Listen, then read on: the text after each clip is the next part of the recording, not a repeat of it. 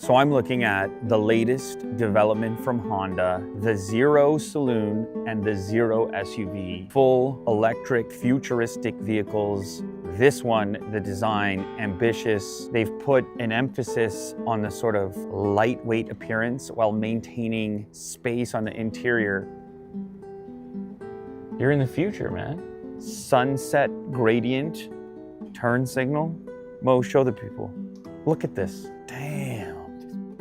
The Honda Zero Saloon is going to be the flagship. This is the model that represents this new identity. If you look at the design of this thing, what you're gonna see is straight walls on either side. The doors and the glass, rather than what they typically do, sort of curving inward, they follow this straight line. And what that means for you is that even though you have what looks like a slim or thin profile, which is also incredibly low, you're actually getting more space, or at least a feeling of space on the inside because of this particular design decision. It has a retro feeling to it while still feeling new. And speaking on that retro aspect, if we come around back, this has to be one of the craziest areas. This rear taillight, which also acts as your signal indicator, and really for me sends a signal about where Honda is going and their willingness to embrace this new technology. For me, this reminds me of retro gadgets, but at the same time, it's not one of those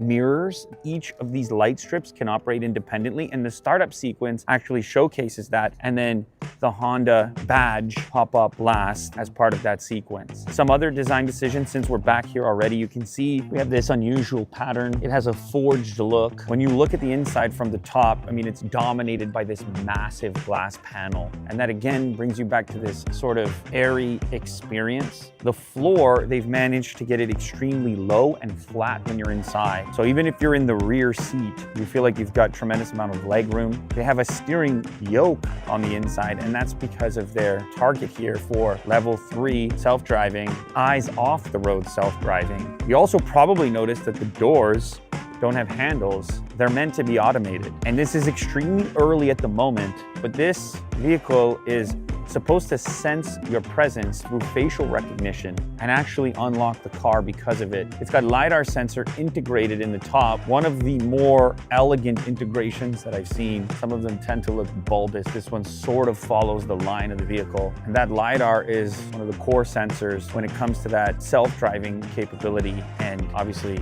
recognition of not just other cars, pedestrians, objects, animals. The headlights have a motorized cover when you lock the car and walk away. And then when you approach it and it senses your presence, then those will lift up. We have this grille on the bottom, which also is lit. The wheel selection, again, futuristic, obviously some sort of efficiency component as well because they're flat and covered. This one has no side mirrors, just cameras. Now, the eventual model may need to have side mirrors. For the moment though, that's a pretty cool look.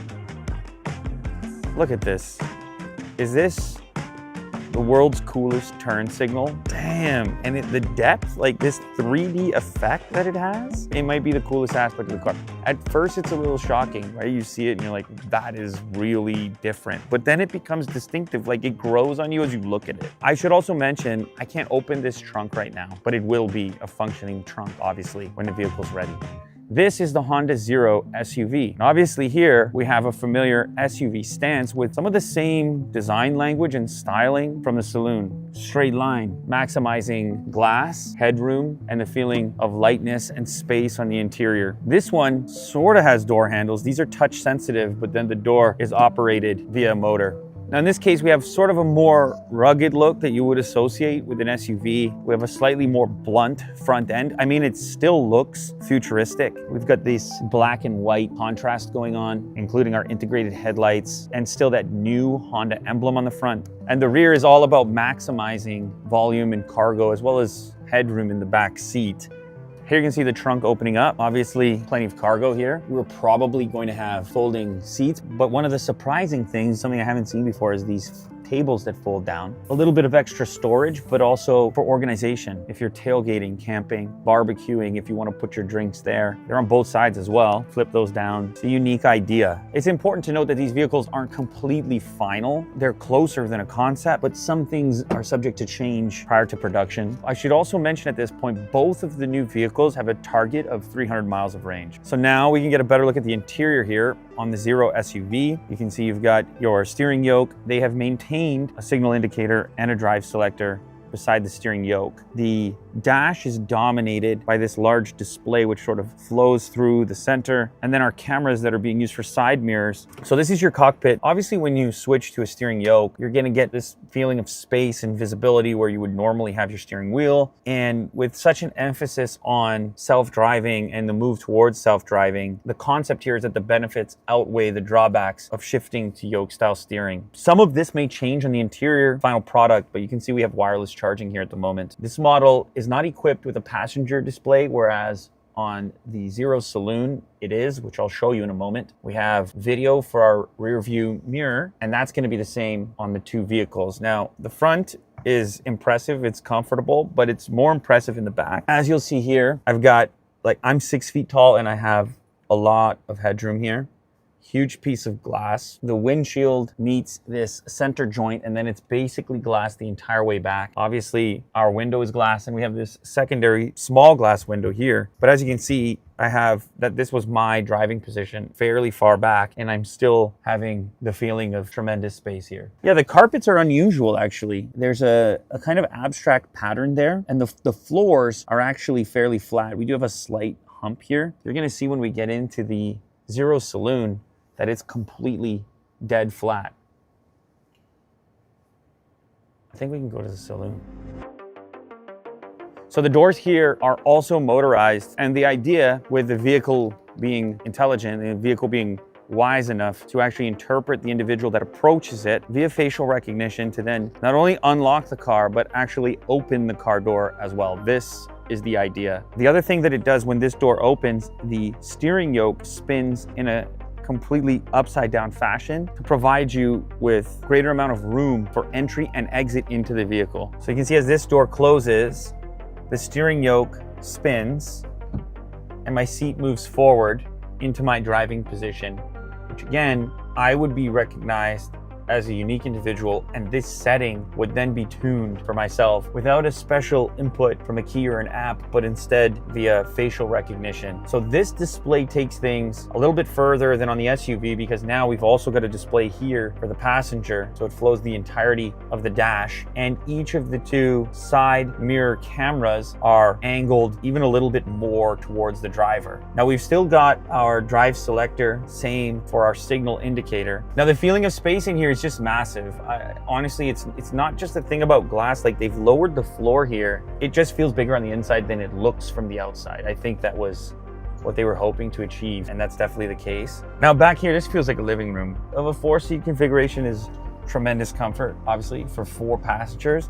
This flat and low floor gives a sense of space, almost like domestic comfort, you know, almost like a room, a little more than a vehicle. It's just a huge amount of flat carpeted space. The seating curls around you. They've got speakers integrated as well for more immersion, and a massive piece of glass, which you can appreciate even more from the rear than you can from the front, as well as that ambient lighting that flows around the entire perimeter of that piece of glass, and just how much ambient light we have. We've got a strip that travels around the entirety of the interior, just below the windows, this glass panel, footwell lighting, which also matches through this acrylic piece, also in this strip and in a strip in the rear there. Tons of different areas that you notice that they've implemented this ambient lighting, and part of it is how they're thinking about moods. The driving modes will not just manipulate the lighting, but they'll manipulate the sound, the fan speed, and the driving dynamics. So you can see the awaken setting is currently,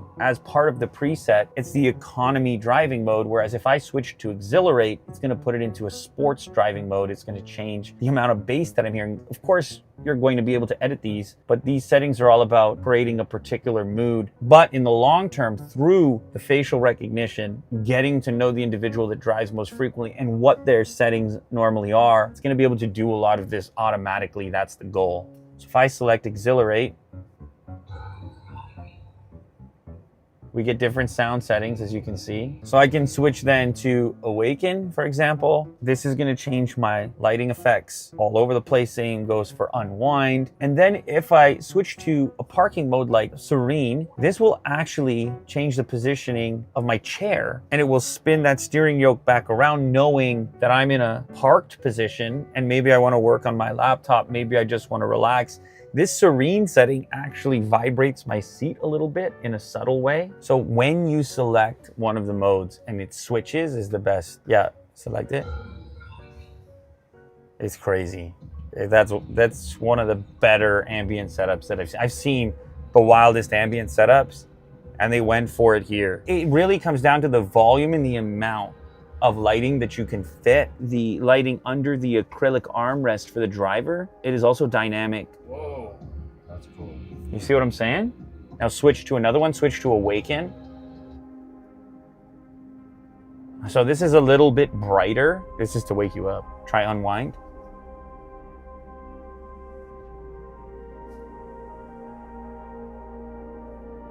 Orange is interesting. It's vibes in here, man. You're just back here. You're being nestled by these? Yeah, you're just back here. You're in the future, man. So you just imagine you come in here, you're in a bad mood, had an argument. You just click that Serene button, lean back, relax, let it melt away. Try meditation, let's see what it does. Meditation mode takes us somewhere above the Earth's atmosphere, into space, where we can recognize how small our problems actually are relative to the scope of the universe. So what do we have here? We have a brand new direction for Honda. We have fully electric Honda vehicles that look futuristic, that manage to look light from the outside with space on the inside. We have two to choose from. The SUV will actually launch first. So this will be the beginning of 2026. This will be some later point in 2026. Self-driving functionality level 3, eyes off the road, relaxation, LiDAR to pick up your obstacles. I'm extremely excited about more players in the EV space. To have a storied brand like Honda present these ambitious options is something I'm looking forward to.